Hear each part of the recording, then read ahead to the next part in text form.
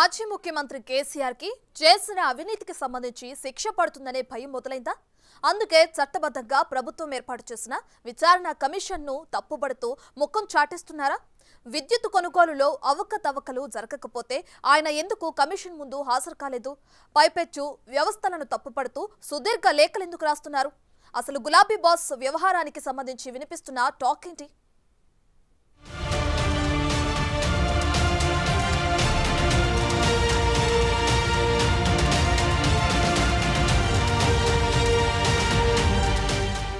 కేసీఆర్ హయాంలో విద్యుత్ కొనుగోలుకు సంబంధించి భారీగా అవకతవకలు జరిగాయన్న ఆరోపణలున్నాయి. మొదటిసారి సీఎం పగ్గాలు చేపట్టినప్పుడు కేసీఆర్ ఛత్తీస్గఢ్ నుంచి విద్యుత్ కొనుగోలు చేయించారు. అప్పటికి తెలంగాణలో అసలు కరెంటు సదుపాయాలే లేనట్టు ఎక్కువ ధర చెల్లించి మరీ విద్యుత్ కొనుగోలు చేశారు. బంగారు తెలంగాణ అంటూ 10 ఏళ్లు పాలించి రాష్ట్రాన్ని అప్పుల ఊబిలో ముంచి గద్దె దిగారు.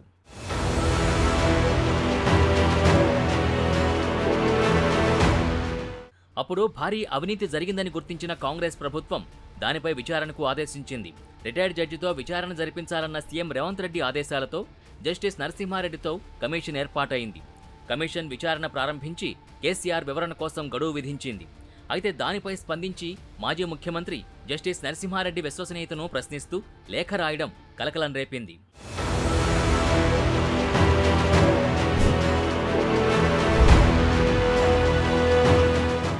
బీఆర్ఎస్ ప్రభుత్వ హయాంలో విద్యుత్ కొనుగోలు ఒప్పందం, విద్యుత్ కేంద్రాల నిర్మాణంపై retired judge justice Narasimha Reddy commission విచారణ జరుగుతోంది. కమిషన్ కేసీఆర్కి నోటీసులు జారీ చేసి విచారణకు హాజరు కావాలని పెట్టిన గడువు ముగియడంతో చివరి రోజున కేసీఆర్ కమిషన్ చైర్మన్ నరసింహారెడ్డికి 12 పేజీల లేఖ పంపారు. రాజకీయ కక్ష సాధింపు ధోరణితో కమిషన్ ఏర్పాటు చేశారని ఆరోపించారు. విద్యుత్ సంక్షోభంలో ఉన్న తెలంగాణని గట్టెక్కించామన్న కేసీఆర్ కమిషన్ నుంచి నరసింహారెడ్డి స్వచ్ఛందంగా వైదొలగాలని ఆ లేఖలో సూచించారు. విచారణ నిష్పక్షపాతంగా జరగడం లేదని, విచారణకు హాజరైన ప్రయోజనం ఉండదని ఆగిపోయినట్టు పేర్కొన్నారు. కాంగ్రెస్ ప్రభుత్వం దురుద్దేశంతోనే తనపై, గత ప్రభుత్వంపై ఆరోపణలు చేసి అప్రతిష్టపాలు చేసే ప్రయత్నం చేస్తోందని అక్కసు వెళ్లగక్కారు. రాజకీయ కక్షతో వేసిన ఈ కమిషన్ నుంచి నరసింహారెడ్డి స్వచ్ఛందంగా వైదొలగాలని సూచించారు. ఆయన కూడా తెలంగాణ బిడ్డేనంటూ మళ్లీ సెంటిమెంట్ టచ్ ఇచ్చారు. వాస్తవానికి జూన్ 15న కమిషన్ ఎదుట హాజరై సమాధానం ఇవ్వాలని భావించారని, కానీ విచారణ పారదర్శకంగా లేకపోవడంతో తాను హాజరై ఏం చెప్పినా ప్రయోజనం ఉండదని ఆగిపోయినట్టు చెప్పారు. విచారణ నిష్పక్షపాతంగా జరగడం లేదని అర్థమైందని అన్నారు.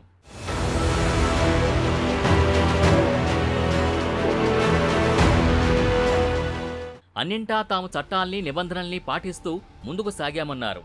కేంద్ర రాష్ట్ర అనుమతులు తీసుకుని ముందుకు వెళ్లినట్టు పేర్కొన్నారు. ఈఆర్సీ సంస్థలు వెలువరించిన తీర్పులపై కమిషన్లు వేయకూడదని, ఆ విషయం హైకోర్టు జస్టిస్గా పనిచేసిన మీకు తెలీదా అని కమిషన్ చైర్మన్ని ప్రశ్నించారు. అరెస్టు భయంతోనే ఆయన విచారణ కమిషన్కు ముఖం చాటేస్తున్నారన్న అభిప్రాయం వ్యక్తమవుతోంది.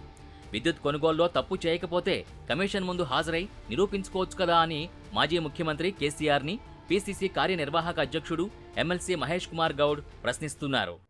కేసీఆర్ గారు జస్టిస్ నరసింహారెడ్డి గారికి 12 పేజీల లేఖ ఏదైతే రాసినారో, మొదటిసారి కేసీఆర్ గారికి భయం పుచ్చుకుంది.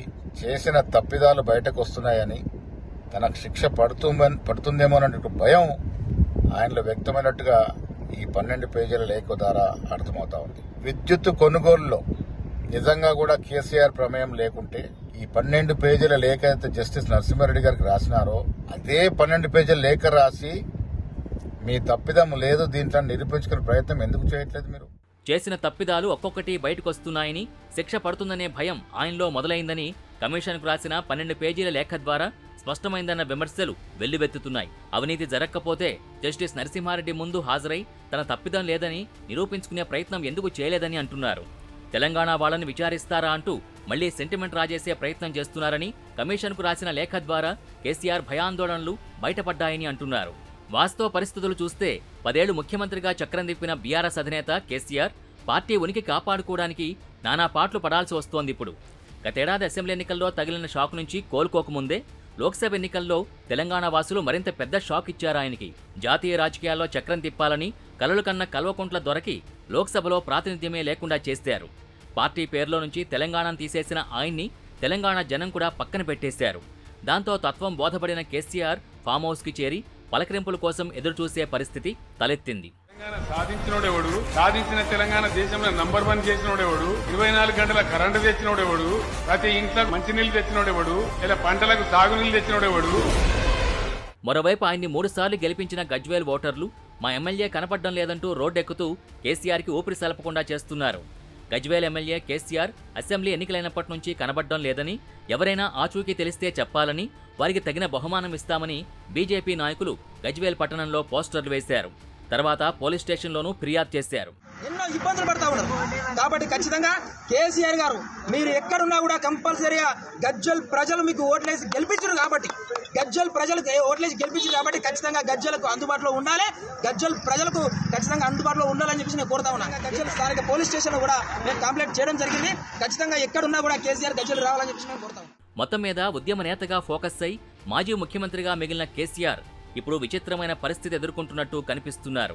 10 ఏళ్లు ఏకఛత్రాధిపత్యం కొనసాగించిన ఆయనకి అటు విచారణ కమిషన్ ముందు హాజరయ్యే ధైర్యం లేదు. చేసిన తప్పిదాలతో ఇటు జనంలో స్వేచ్ఛగా తిరిగే పరిస్థితి కూడా లేకుండా పోయింది. అందుకే ఎర్రవెల్లి ఫామ్ హౌస్లో వచ్చిన వాళ్ళకి శాలువాలు కప్పుతూ అలా కానిచ్చేస్తున్నారట.